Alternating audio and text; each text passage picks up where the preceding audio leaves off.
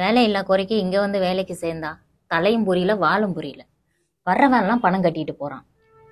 Madam file கொடுக்க சொன்னாங்க madam. பணம் தானே கொடுப்பாங்க, நீ ஃபைல கொடுக்குற? ஃபைல கொடுத்தா பணம் கொடுப்பேன்னு சொன்னாங்க. பணத்தை கொடுத்தா ஃபைல தான் நாங்க கொடுப்போம். வழக்கமா ஃபைல கொடுத்தா தான் பணத்தை கொடுப்பாங்க, நீங்க என்ன வேற மாதிரி சொல்றீங்க? நீ சொல்றது எனக்கு புதுசா இருக்கு, அதெல்லாம் எனக்கு தெரியாது. சார் வந்ததுக்கு அப்புறம் நீ வா. சார் எப்ப வருவாரு? நான் வந்து 2 ஹவர் கழிச்சு வருவாரு. நீங்க எப்ப வந்தீங்க? 8 மணிக்கு வந்தேன். இப்ப மணி 10, இன்னும் ஏன் வரல? அந்த வாட்ச் 1/2 ஹவர் ஸ்லோவா ஓடுது. சரி, அந்த கடிகாரத்துல 10 ஆகும்போது நான் வரேன். லூசு பையன், ஃபாஸ்டா ஓடினா தான் 9:30. இப்ப ஸ்லோவா ஓடுதுன்னு தானே சொன்னேன், அப்ப 10:30 தானே? ஐயோ. மேடம் சார் இல்ல? இருக்காரு, உட்காந்து பேசிட்டு போ. சார் இல்ல மேடம். தெரியுது இல்ல, அப்புறம் ஏன் கேக்குறேன்? சாரி மேடம், தெரியாம கேட்டேன். சரி சொல்லுங்க, என்ன விஷயமா வந்தீங்க? இன்சூரன்ஸ் விஷயமா பேசணும் மேடம். சரி உட்காருங்க. மேடம் உங்க பாலிசி பத்தி சொல்லுங்க மேடம். அதை ஏங்க கேக்குறீங்க? காலையில 6 மணிக்கு எந்திரிச்சுப்பேன், 8 மணிக்கு ஆபீஸுக்கு வந்துருவேன், 1 மணிக்கு லஞ்சு, 5:30 மணிக்கு வீட்டுக்கு போயிடுவேன். இது தாங்க என் பாலிசி. மேடம் நான் உங்களை பத்தி கேட்கல, இந்த ஆபீஸோட பாலிசியை பத்தி கேட்டேன். ஓ அதுவா? அது எங்க கேக்குறீங்க? பெரிய கதை. இந்த ஆபீஸ் வந்ததுக்கு அப்புறம் யார்கிட்டயும் போன் பேசக்கூடாது, அப்பப்ப போர் அடிச்சிச்சுன்னு சொல்லிட்டு கேம் எல்லாம் விளையாடக்கூடாது, தண்ணி குடிக்கிறேன்னு அப்பப்ப எந்திரிச்சு போகலாம் கூடாது, இந்த ஆபீஸ்ல இருந்து ஒரு குண்டூசிய கூட எடுத்துட்டு வீட்டுக்கு போக கூடாது. இதாங்க இந்த ஆபீஸோட பாலிசி. இதெல்லாம் வேலைக்கு வச்சுக்கிட்டு ஆபீஸ் எப்படி கொடுக்கணும்? உருப்படாதுங்க.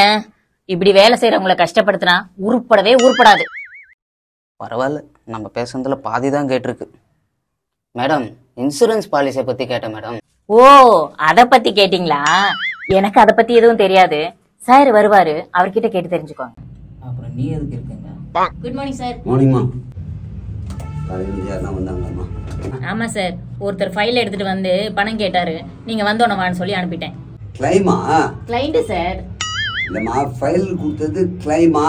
ஃபைல் கொடுத்தவர் கிளைண்ட் சார். சார் நான் கிளைண்ட். இருங்க பேசிட்டு இருக்கோம்ல சார், நீங்க ஏதோ கேட்டீங்கல்ல, கேளுங்க. தெரியாம உங்ககிட்ட கேட்டுட்டேன், சொல்லுங்க நீங்க. சார் காலையில ஃபைல் கொண்டு வந்தவர் இவர் இல்ல, அவர் வேற. எதுக்கு இப்ப பரதநாட்டியம் எல்லாம் ஆடுற? இவர் வேற அவர் வேற எனக்கு தெரியும், ஏன்னா அவர் போயிட்டாரு, நீ தானே சொன்ன. திருப்பி எப்ப வருவாருன்னு நான் உங்ககிட்ட சொல்லவே இல்லையே சார். சரி சொல்லி தொலை. அந்த கடிகாரத்துல 10:30 மணிக்கு வருவார் சார். லூசு லூசு லூசு, 10:30 வருவான்னு சொன்ன, மணி 11 அதுல. அதுதான் ஸ்லோவா ஓடுதே சார். லூசு, அதுல இப்ப 10:30 அப்படின்னா ½ an hour ஃபாஸ்ட்னா மணி 10ன்னு அர்த்தம், 10னா 9:30 அர்த்தம் ஸ்லோவா இருந்தா. கரெக்டா? எனக்கு இது சத்தியமா குழப்பமா இருக்கும், கொஞ்ச நேரம் வாய மூடியா. நீங்க சொல்லுங்க எதுக்கு வந்தீங்க? சார் நீங்களாவது பாலிசியை சொல்லுங்க சார். சொல்றேங்க. இருங்க சார், இவரோட பாலிசிய நான் சொல்றேன். இந்த ஆபீஸ வச்சு கட்டு கட்டா பணம் சம்பாதிக்கணும், பீரோல கொண்டு போய் அடுக்கி வைக்கணும், இதுதான் இவரோட பாலிசி. சாரி சார், வருஷத்துக்கு ஒரு வாட்டி நீங்க ஃபாரினுக்கு டூர் போவீங்க, அத சொல்ல மறந்துட்டேன். இந்த ஆபீஸ்ல என்னதான் சார் நடக்குது? சாரி சார், இப்ப தெளிவா நான் சொல்லிடுறேன் சார். பாத்தியா, கடைசியில் பிச்சை எடுக்கிற மாதிரி நம்ம கிட்ட கேட்கிறாரு. பாலிசி போட வந்த ஒரு நிலைமையை பாத்தியா? நான் பாலிசி பத்தி உங்களுக்கு எக்ஸ்பிளைன் பண்ணும் போது அதை பார்த்து வச்சுக்கோ. நெக்ஸ்ட் கிளைண்ட் வந்தாங்கன்னா அப்படிதான் பேசணும், புரியுதா? புரியுது. நீங்க சொல்லுங்க சார், எந்த மாதிரி பாலிசி போட்டா நல்லது? சொல்றேன் சார். அதாவது லைஃப் இன்சூரன்ஸ், அதாவது காலம் ஃபுல்லாக உங்களுக்கு தேவையான இன்சூரன்ஸ் இருக்குது. ஜென்ரல் இன்சூரன்ஸ் இருக்குது, விபத்து காப்பீடுன்னு ஒன்று இருக்குது, குழந்தைகள் காப்பீடுன்னு ஒன்று இருக்குது, ஸ்பேர் பார்ட்ஸுக்குன்னு ஒன்று இருக்குது. நீங்கள் நினைக்கிற மாதிரி ஸ்பேர் பார்ட்ஸ் தான் பைக்கு காருன்னு நினைக்காதீங்க, அது வெஹிக்கிள் பாலிசி.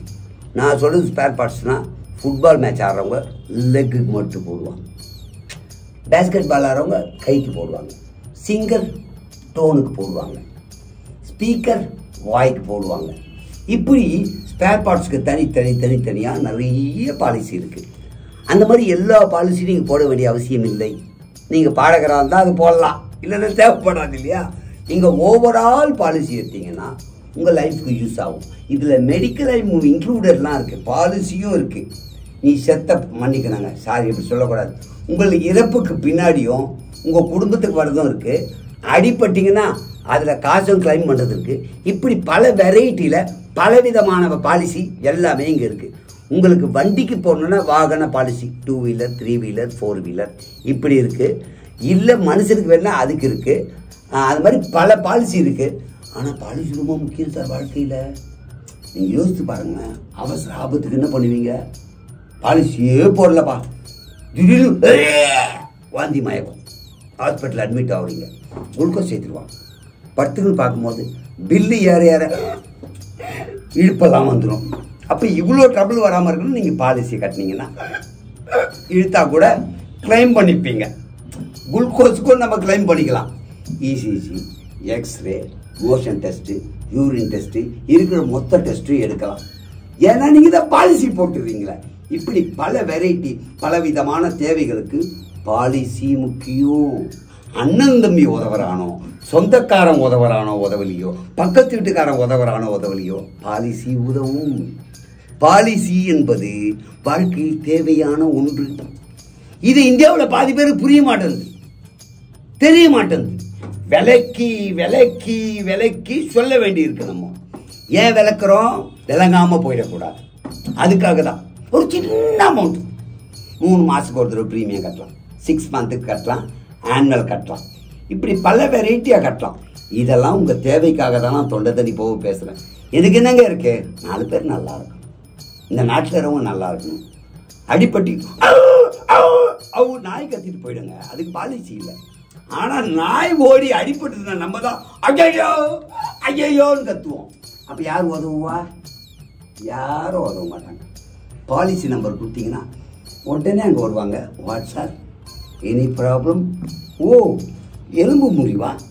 அந்த பாலிசியில் கிளைம் இருக்கும். இன்ஜூரியா? அதுக்கு கிளைம் பண்ணலாம். இப்படி வெரைட்டியான பாலிசிக்கு எல்லா விதத்திலும் காப்பாற்றக்கூடியது தான் இந்த இன்சூரன்ஸ். இன்சூரன்ஸுடைய மகத்துவமும் முக்கியமாக நிறைய பேருக்கு தெரியுதில்ல.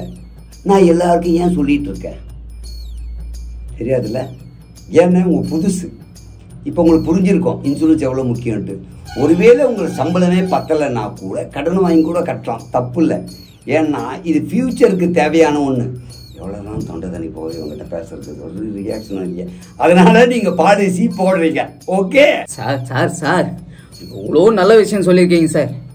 இருக்கிற எல்லா பாலிசியும் போடுங்க சார், எனக்கு நான் கட்டுறேன் சார். பாலிசி போட்டு எப்பனா அடிபட்ட கையோட வந்து இங்க பணம் வாங்கிட்டு போயிடுங்க. இதை என்ன பண்ண தீராது, தேவையில்லாம வாயை கொடுக்குது. அதாவது என்ன சொல்ல வராங்கன்னா, ஒருவேளை உங்களுக்கு அடிபட்டுச்சு வச்சுங்களேன், கிளைம் உடனே பண்ணலாம், எங்கள் கம்பெனியில் போட்டிங்கன்னான்னு சொல்கிறாப்பல. அதுதான், வேற ஒன்றும் இல்லை. அப்படியா சார்? ஆமாம் ஆமாம் ஆமாம், அப்படிதான் அப்படிதான் சார். ஓகே சார், எவ்வளோ கட்டணும்னு சொல்லுங்கள், நான் கட்டிடுறேன். ஜிபேயில் கட்டணுமா இல்லை கேஷாக கட்டணுமா? எப்படி வேணாலும் கட்டலாம், ஆனால் கட்டணும். கரெக்டு தானே சார்? கரெக்டு தான் லூசு. Correct sir. நீங்கள் வெளியே கவுண்டர் போங்க, பணம் பே பண்ணிவிட்டு உங்கள் பாலிசி வீட்டுக்கு வந்துடும். சரிங்க சார், நன்றி சார். சார், அவருக்கு என்னெல்லாம் போட்டிங்களோ அதெல்லாம் எனக்கும் போடுங்க சார். ஏய், நீ பாலிசி கம்பெனியில் வேலை செய்கிற மாதிரியா இருக்கு? மீன் கடையில் வேலை செய்கிற மாதிரி இருக்கு. அவனுக்கு காரப்பொடி போட்டியா, வஞ்சிரம் போட்டியா, வாழை மீன் போட்டியா, அவனுக்கு போட்ட மொத்த மீன் எனக்கு போடுன்ற மாதிரி இருக்கு. இது பாலிசி சார். எனக்கும் பாலிசி போடுங்க. சொல்லு. எனக்கும் பாலிசி போடுங்க. எவ்வளவு சார் நான் கட்டணும்? இங்க வேலை பாக்குறேனே, டிஸ்கவுண்ட் இல்லையா? ஓகே, டிஸ்கவுண்ட்லாம் தரேன். உங்க வீட்டுல யார் யாருக்கு பாலிசி போடணும்? சுலோச்சனா 26 வயசு, Okay. சுப்பிரமணி 32 வயசு, Okay. காவியா 12 வயசு, லோகித் 10 வயசு, ஓகே, அம்மா 50 வயசு, அப்பா 55 வயசு. எலிஜிபிள் இல்லம்மா. அம்மா அப்பாவை மட்டும் விட்டுட்டு மீதி எல்லாருக்கும் பாலிசி போடலாம். ஏன்? அவங்களுக்கு நான் பணம் கட்டுறேன் சார். நீ பணம் கட்டுவோமா? கம்பெனி ரூல் அவங்கள சேர்த்துக்க மாட்டாங்க. above 50, 55லாம் எலிஜிபிள் கிடையாது. You know that? பாலிசின்னா என்ன? ஏதாவது விபத்து ஏற்பட்டால் அவசர காலத்தில் பயன் தருவதுதான் பாலிசி. அதுக்கு தான் நீங்க பாலிசி போடுறீங்க. அவங்களுக்கு ஏதாவது ஆக்சிடென்டோ நோயோ வராதா? ஆக்சிடென்ட் வராது, நிறைய வெளியே போக மாட்டாங்க வயசான அப்புறம். ஆனா நோய் வரும். நோய் வந்தாலும் நம்ம பாலிசிக்குள்ள அதெல்லாம் இன்க்ளூட் ஆகாதுமா.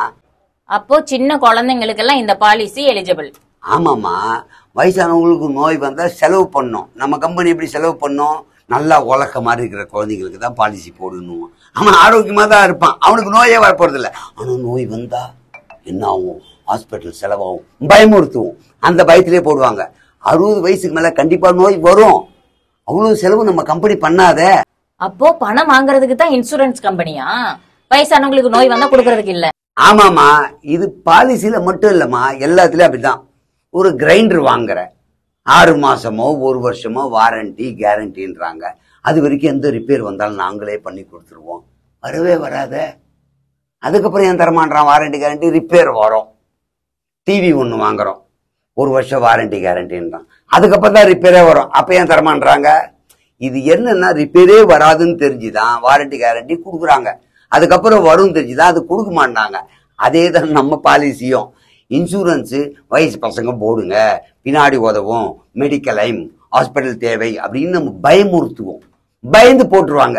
உலக்க மாதிரி கல் சாப்பிட்டா கூட ஜீரணம் ஆகிற வயசுல என்னமா நோய் வரப்போகுது? வராது. ஆனா வயசானவங்களுக்கு வரும். அது எலிஜிபிள் தட்டி விட்டுருவோம். இதுதான் நம்ம கம்பெனி. அப்போ நான் ஒரு ஏமாத்துக்கார கம்பெனில வேலை பாக்குறேன். எனக்கு இந்த வேலையும் வேணாம், ஒண்ணும் வேணாம். இருமா, போமா, நான் வேணாம்னு சொல்ல. ஆனா வெளியே போய் இதெல்லாம் பப்ளிக்கா பேசாத. உனக்கு வேலை வேணாம்னா உன்னோட முடிச்சுன்னு போகணும். கிளம்பு. ஐயோ.